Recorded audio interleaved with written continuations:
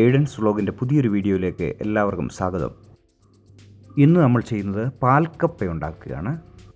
അതിനുവേണ്ടി ഇന്ന് നമ്മൾ പറമ്പിലേക്ക് ഇറങ്ങി കപ്പ എടുക്കാൻ പോകാം.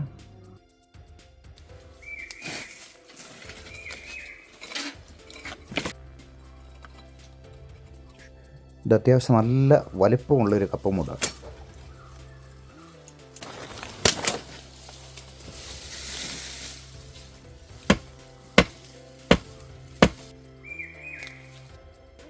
ഒരു കപ്പക്കിഴങ്ങ് പോലും മുറിഞ്ഞു പോകാത്ത രീതിയിൽ പിഴുതെടുത്തിട്ടുണ്ട്. ഒരു ഭീമൻ കപ്പമൂടാണ്. ഏകദേശം ഒരു 10-20 കിലോയോളം വരുന്ന ഒരു കപ്പമൂടാണ്. ഇനി പാൽക്കപ്പയ്ക്ക് വേണ്ടിയുള്ള കപ്പ റെഡിയാക്കിയെടുക്കാം. കപ്പ ചെറിയ കഷ്ണങ്ങളായി മുറിച്ചെടുത്ത് വെള്ളത്തിൽ ബോയിൽ ചെയ്തെടുക്കാം. കുറച്ച് ഉപ്പ് കൂടെ ചേർത്ത് പുഴുങ്ങിയെടുക്കുകയാണ് ചെയ്യുന്നത്.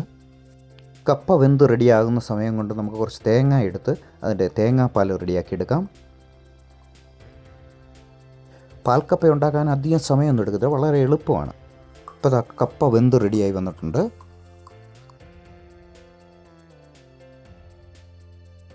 ഒരു തവ എടുത്തിട്ട് വെള്ളം ഊറ്റിയെടുത്ത കപ്പ ഇതിലിട്ട് കുറച്ചൊന്ന് പൊടിച്ചു കൊടുക്കാം. ഓവറായിട്ട് കുഴച്ചെടുക്കേണ്ട ആവശ്യമില്ല. ജസ്റ്റ് ഒന്ന് കുറച്ച് കഷ്ണങ്ങളൊക്കെ അതുപോലെ തന്നെ കിടക്കണം.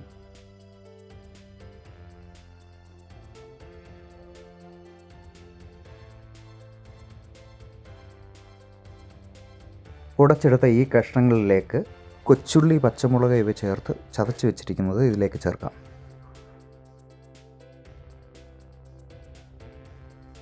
ഇനി നമുക്കിതിലേക്ക് തേങ്ങാപ്പാൽ ചേർത്ത് കുറച്ച് നല്ല മുണക്കൊന്ന് വേവിക്കാം.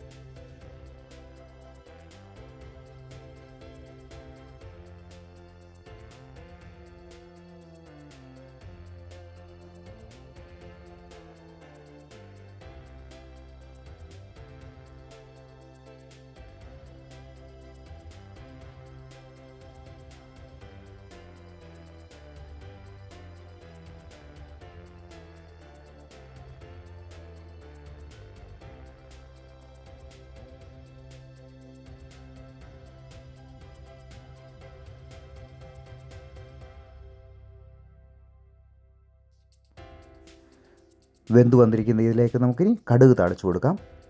അതിനുവേണ്ടി നല്ലപോലെ കുറച്ച് വെളിച്ചെണ്ണ ഒഴിച്ച് ചെറിയുള്ളി, വറ്റൽമുളക് എന്നിവ നല്ലപോലെ ബ്രൗൺ കളർ ആകുന്നൊരു വരെ വഴറ്റിയെടുത്ത് ഇതിലേക്ക് ചേർത്ത് കൊടുക്കാം.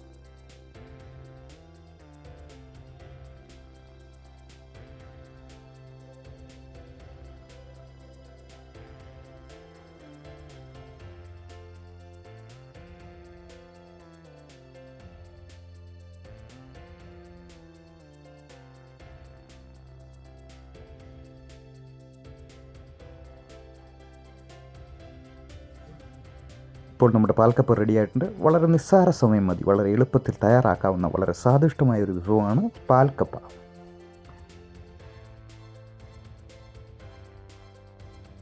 ഇത് നല്ല ബീഫ് കറിയോടൊപ്പമോ ചിക്കൻ കറിയോടൊപ്പമോ കഴിക്കാൻ വളരെ സ്വാദിഷ്ടമായൊരു വിഭവമാണ്. നമ്മുടെ പാൽക്കപ്പയുടെ വീഡിയോ എല്ലാവർക്കും ഇഷ്ടമായെന്ന് കരുതുന്നു. മറ്റൊരു വീഡിയോയുമായി വീണ്ടും കാണാം.